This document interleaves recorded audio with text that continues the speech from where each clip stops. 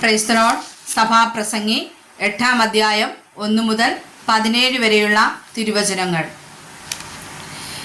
ജ്ഞാനിക്ക് തുല്യനായിട്ട് ആരുള്ളൂ? കാര്യത്തിന്റെ പൊരുൾ അറിയുന്നവനാർ? മനുഷ്യന്റെ ജ്ഞാനം അവന്റെ മുഖത്തെ പ്രകാശിപ്പിക്കുന്നു, അവന്റെ മുഖത്തെ കാഠിന്യം മാറിപ്പോകുന്നു. ദൈവസന്നിധിയിൽ ചെയ്ത സത്യം ഓർത്തിട്ട് രാജാവിന്റെ കൽപ്പന പ്രമാണിച്ചു കൊള്ളണമെന്ന് ഞാൻ പ്രബോധിപ്പിക്കുന്നു. നീ അവന്റെ സന്നിധി വിട്ടുപോകുവാൻ ബന്ധപ്പെടരുത്, ഒരു ദുഷ്ടകാര്യത്തിൽ ഇടപെടരുത്.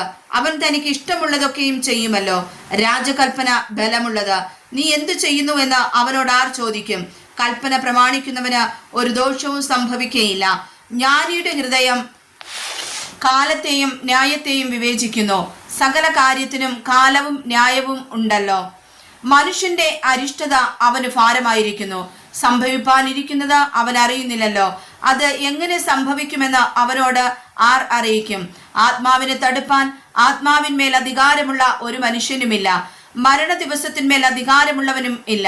യുദ്ധത്തിൽ സേവാ വിമോചനവുമില്ല, ദുഷ്ടത ദുഷ്ടന്മാരെ വിടുവിക്കുകയുമില്ല. ഇതൊക്കെയും ഞാൻ കണ്ടു. മനുഷ്യന് മനുഷ്യന്റെ മേൽ അവന്റെ ദോഷത്തിനായി അധികാരമുള്ള കാലത്ത് സൂര്യന് കീഴെ നടക്കുന്ന സകല പ്രവൃത്തിയിലും ഞാൻ ദൃഷ്ടിവെച്ച് ദുഷ്ടന്മാർ അടക്കം ചെയ്യപ്പെട്ടു. വിശ്രാമം പ്രാപിക്കുന്നതും നേർ പ്രവർത്തിച്ചവർ വിശുദ്ധ സ്ഥലം വിട്ടുപോകേണ്ടി വരികയും പട്ടണത്തിൽ മറക്കപ്പെടുകയും ചെയ്തിരിക്കുന്നതും ഞാൻ കണ്ടു. അതും മായയത്രേ. ദുഷ്പ്രവൃത്തിക്കുള്ള ശിക്ഷാവിധി തൽക്ഷണം നടക്കായിക കൊണ്ട് മനുഷ്യർ ദോഷം ചെയ്യുവാൻ ധൈര്യപ്പെടുന്നു. പാപി 100 പ്രാവശ്യം ദോഷം ചെയ്യുകയും ദീർഘായുസോടെ ഇരിക്കുകയും ചെയ്യുന്നുണ്ടെങ്കിലും ദൈവത്തെ ഭയപ്പെടുന്ന ഭക്തന്മാർക്ക് നന്മ വരുമെന്ന് ഞാൻ നിശ്ചയമായി അറിയുന്നു. എന്നാൽ ദുഷ്ടന് നന്മ വരികയില്ല. അവൻ ദൈവത്തെ ഭയപ്പെടായികയാൽ നിഴൽ പോലെ അവന്റെ ആയുസ് ദീർഘമാകുകയില്ല. ഭൂമിയിൽ നടക്കുന്ന ഒരു മായയുണ്ട്. നീതിമാന്മാർക്ക് ദുഷ്ടന്മാരുടെ പ്രവൃത്തിക്ക് യോഗ്യമായത് ഭവിക്കുന്നു, ദുഷ്ടന്മാർക്ക് നീതിമാന്മാരുടെ പ്രവൃത്തിക്ക് യോഗ്യമായതും ഭവിക്കുന്നു.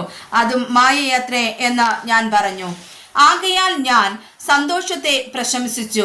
തിന്നുകുടിച്ച് സന്തോഷിക്കുന്നതല്ലാതെ മനുഷ്യന് സൂര്യന്റെ കീഴിൽ മറ്റൊരു നന്മയും ഇല്ലല്ലോ.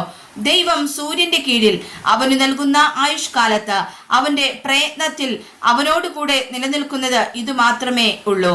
ഭൂമിയിൽ നടക്കുന്ന കാര്യം കാണുവാനും മനുഷ്യന് രാവും പകലും കണ്ണിൽ ഉറക്കം വരുന്നില്ലല്ലോ. ജ്ഞാനം ഗ്രഹിപ്പാനും ഞാൻ മനസ്സ് വെച്ചപ്പോൾ സൂര്യന്റെ കീഴിൽ നടക്കുന്ന പ്രവൃത്തി ആരാഞ്ഞറിവാൻ മനുഷ്യന് കഴിവില്ല. എന്നിങ്ങനെ ഞാൻ ദൈവത്തിന്റെ സകല പ്രവൃത്തിയെയും കണ്ടു.